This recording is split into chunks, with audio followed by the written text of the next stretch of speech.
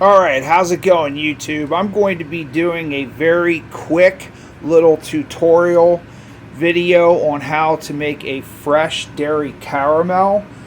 Now, this is straight out of Peter Greweling's textbook, Chocolates and Confections. I've been making this caramel for years and years.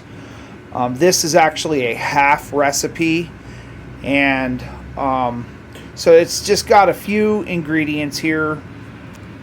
This is a mixture of fresh whole milk and fresh heavy cream. Then you have the granulated sugar, of course, a little bit of salted butter and some extra salt. This is a salted caramel for this version. Some more of that vanilla paste, or you could scrape a vanilla bean into this. Definitely could recommend that. You will need a candy thermometer and some sort of a spatula to stir.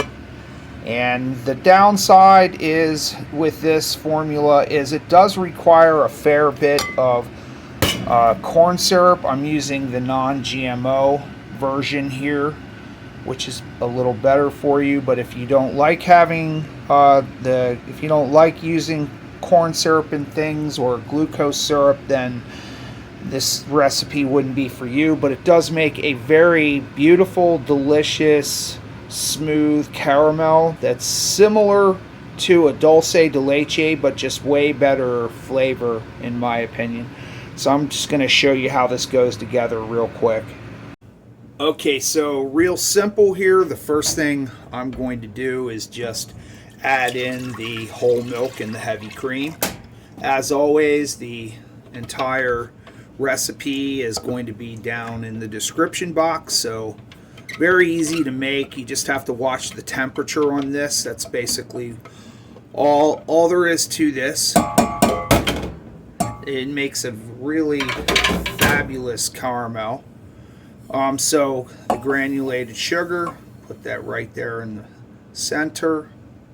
And now I'm using an induction cooktop here for this, just so I don't scorch it. If you have one of these things are great for caramel.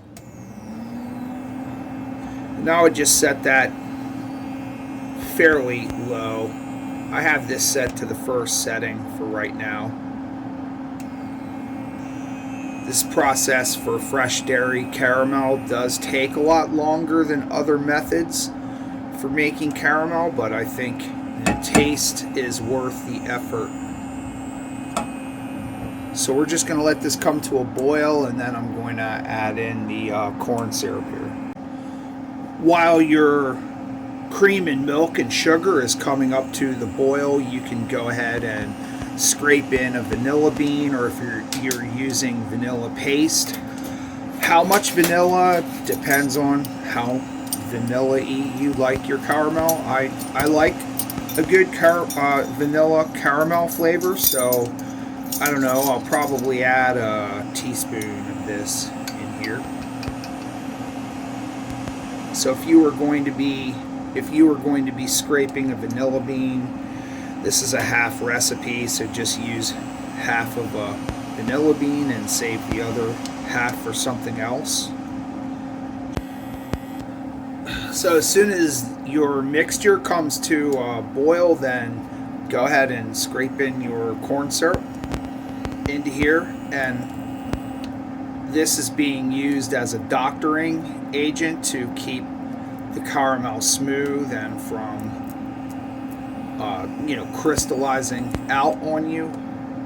So just give that a stir and continue boiling. And so now, as I said, this is going to take a while, and what temperature are we cooking this to? So I'm just going to cook this to about 238, 239. Just test the texture of it, and if I didn't mention it, just reserve your salt and the butter for later in the cooking process. Don't put that in just now. Just let this cook until it's going to be reaching around 230 degrees Fahrenheit. And then at that point we'll add the butter and the sea salt in here.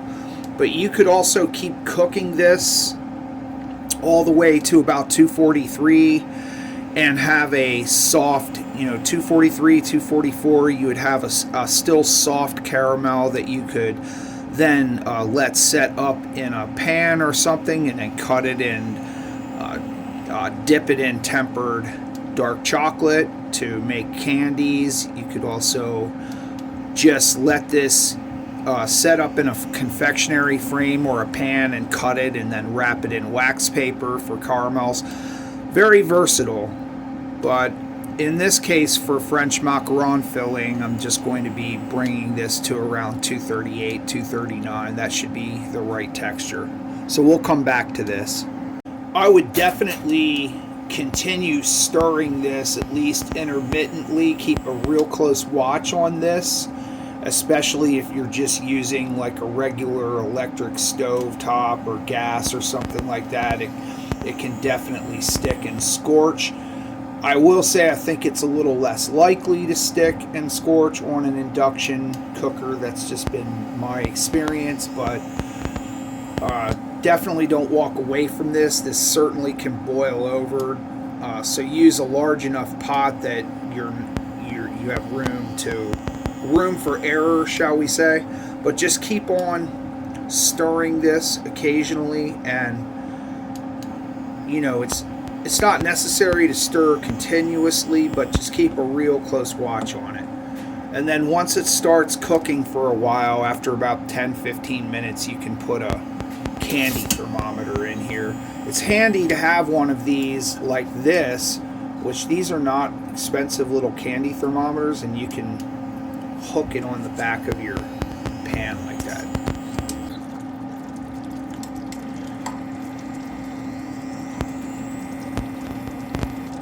Okay guys, so you can see I'm at 232 degrees here Fahrenheit.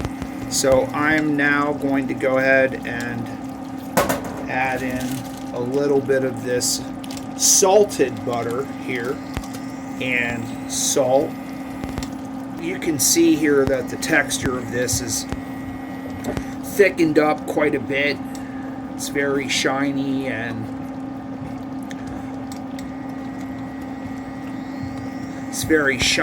smooth, which is what you want. Now, because this has to be piped, you have to really pay attention to this. You don't want to take this much over 238. 239 at the most, because you have to pipe this, of course. So any higher than 238, 239, it starts to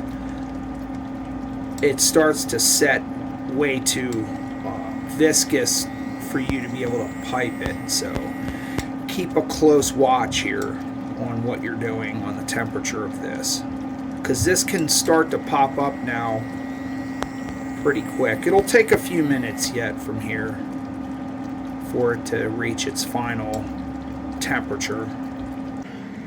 So this is what you should end up with here. This has reached the softball stage, and now it's important to pour this out, stop the cooking process, or you can immerse the sauce pot into some ice water. Just you don't want this to cook any further than that, because when that gets cold and completely set, it should be a good pipeable consistency. So I'm going to chill this out and we'll start filling these caramel macarons. So as you can see, I've spread this fresh dairy caramel out into a hotel pan to cool completely. So this will cool down for you in about probably an hour or so, and you can just leave it at room temperature if you're going to be piping this into macarons, as I'm going to be doing with this. Or you could use this, you could fill a cake with this, you could sauce ice cream with this, you could spread this out on the bottom of a pie shell and call it a day. There's lots of things caramel buttercream. You could use this as a component for. There's a lot of things you can do with this stuff. If you're going to save it, and I would recommend refrigerating this in something very airtight, and you should be able to keep this maybe for a week or 10 days at the most before you'll start getting kind of off flavors with it, because it is a fresh dairy product. So that concludes my tutorial for salted caramel. Stay tuned for the salted caramel macarons video, and hopefully I will see you back here next time. Thanks for watching.